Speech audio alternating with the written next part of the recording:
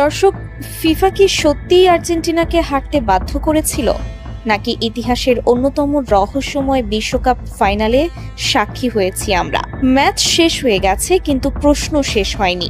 Emiliano মার্টিনেজের রহস্যময় মন্তব্য, deep হলের বিস্ফোরক বার্তা, মেসির পরিবারের অনুপস্থিতি, একের পর এক অস্বাভাবিক ইনজুরি, বিতর্কিত সিদ্ধান্ত এবং পুরো টুর্নামেন্টে দুর্দান্ত খেলা আর্জেন্টিনার ফাইনালে সম্পূর্ণ ভেঙে পড়া। এসব কি শুধুই কাকতালীয়, নাকি পর্দার আড়ালে এমন কিছু ঘটেছিল যা এখনো বিশ্বের চোখের আড়ালে রয়ে গেছে? তা নিয়েই আলোচনা করব আজকের এই ভিডিওতে। শেষ পর্যন্ত ভিডিওটি দেখুন, কারণ ভিডিওতে থাকা কিছু তথ্য হয়তো আপনার মাথাকেই ঘুরিয়ে দিতে পারে। ফিফা বিশ্বকাপের ফাইনাল নিয়ে বিতর্ক যেন কিছুতেই পিছু ছাড়ছে না। এবার সে বিতর্কের আগুনে ঘি ঢেলেছেন এমিলিয়ানো মার্টিনেজ। এই আর্জেন্টাইন গোলরক্ষক বলছেন, যখন সময় পার হয় তখন আপনি বুঝতে পারেন যে ফাইনালের ফলাফলের চেয়েও বড় কিছু একটা রয়েছে। তিনি আরও বলেন যে আর্জেন্টিনার হয়ে খেলতে পারাটা জীবনের সবচেয়ে বড় পাওয়া এবং এই দেশের সম্মানের জন্য তিনি আরও চেষ্টা করবেন। কিন্তু সবার প্রথমে তিনি উল্লেখ করেন যে এই ফলাফলের চেয়েও বড় কিছু আছে। এই কথা থেকে তিনি কি ইঙ্গিত দিলেন তা জানা যায়নি। তবে আর্জেন্টিনার বিভিন্ন বিষয় নিয়ে যেভাবে তোলপাড় চলছে, সেখানে এমিলিয়ানো মার্টিনেজের এমন একটি কথা পুরো ঘটনাকে স্পষ্ট করে দিচ্ছে যে 2026-এর ওয়ার্ল্ড কাপ ফাইনাল ম্যাচের আগে এমন এক ঘটনা ঘটেছে যেটা দলকে হারতে বাধ্য করেছে। আর্জেন্টিনার মতো একটি দল স্পেনের বিরুদ্ধে যা খেলেছে তা অবিশ্বাস্যই ঠেকেছে অনেকের কাছে। অনেক বিশ্লেষকরা বলছেন, ম্যাচের ফলাফল নির্ধারণে কোথাও না কোথাও ফিফা সরাসরি জড়িত থাকতে পারে।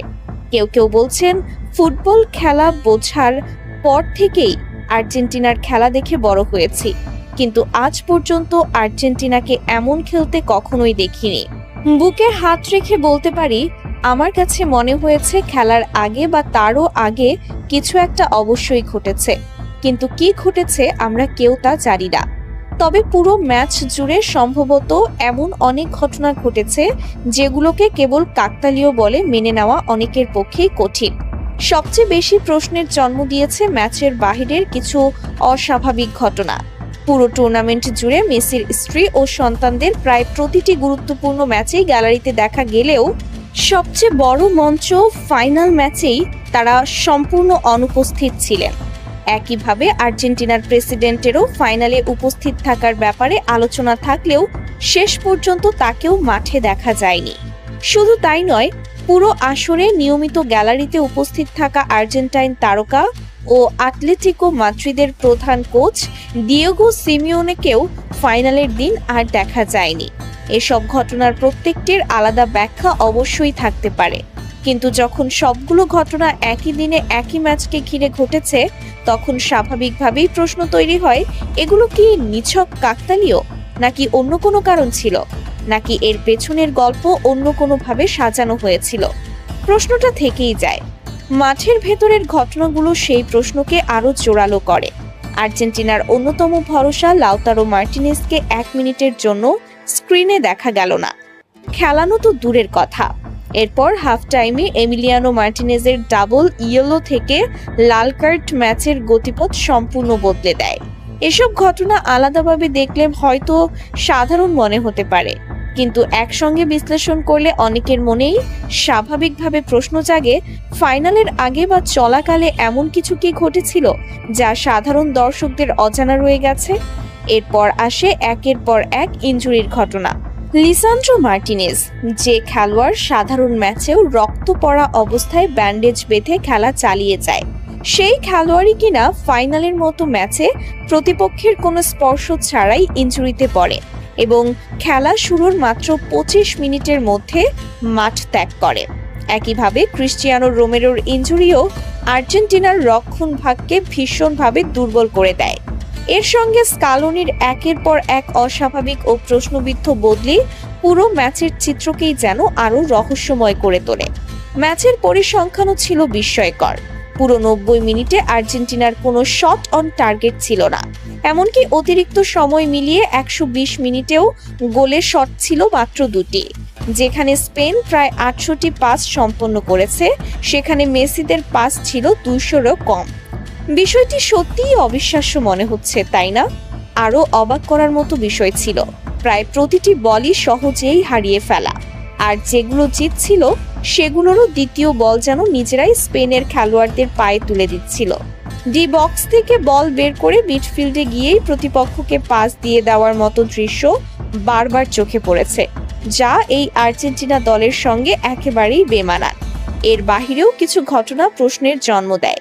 ক্রিস্টিয়ানো রোমেরো ট্রাম্পের সঙ্গে হাত মেলাননি, আবার ম্যাচ শেষ হওয়ার পরও মেসি, আলভারেজ, রদ্রিগো, ডি পল, লাউতারো মার্টিনেজ, এমিলিয়ানো মার্টিনেজ ও লিসান্দ্রো মার্টিনেজ এদের কেউই এখনো পর্যন্ত আর্জেন্টিনায় ফেরেননি।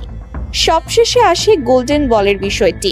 রদ্রি কোনোভাবেই এই পুরস্কারের প্রধান দাবিদার ছিলেন না, তাহলে কোন পরিসংখ্যানের ভিত্তিতে তাকে গোল্ডেন বল দেওয়া হলো? সেই প্রশ্নের উত্তর আজও আমাদের সবারই অজানা। সবকিছু মিলিয়ে মনে হচ্ছে এখানে কিছু একটা ঘটেছে, যেমনটা অনেকেই 1990 সালের বিশ্বকাপের প্রসঙ্গে আলোচনা করে থাকেন।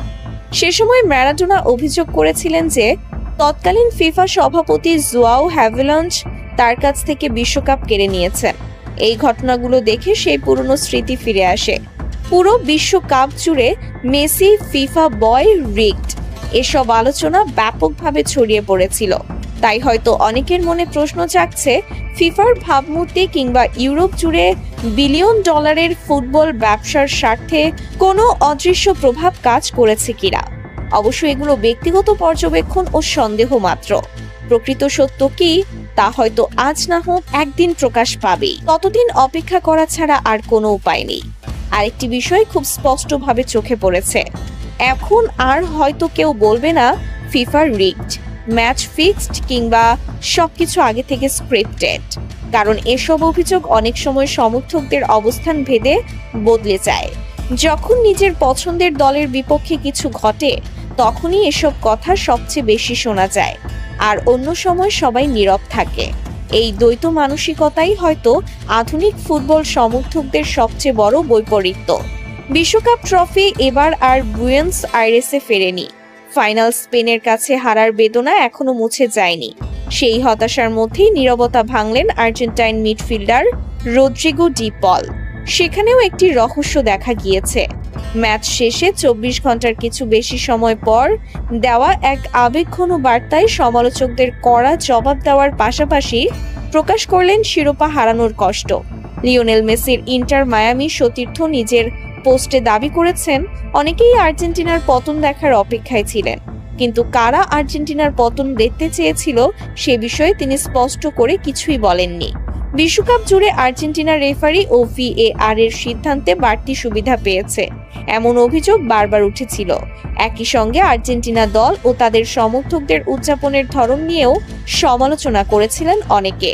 ডিপলের এই মন্তব্যকে এসব সমালোচনার জবাব হিসেবে দেখা হচ্ছে, কিন্তু ডিপলের এই বক্তব্য অনেক রহস্যকে উস্কে দিচ্ছে।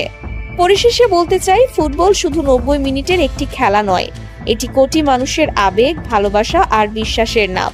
তাই যখন এমন একটি ফাইনালে আর্জেন্টিনার মতো দলকে নিজেদের ছায়া বলেও মনে হয় না, তখন প্রশ্ন ওঠা খুবই স্বাভাবিক। হয়তো আজ আমাদের হাতে কোনো চূড়ান্ত প্রমাণ নেই, কিন্তু মাঠে যা দেখা গেছে তার অনেক কিছুই সাধারণ ফুটবল প্রেমীদের মনে অগণিত প্রশ্নের জন্ম দিয়েছে।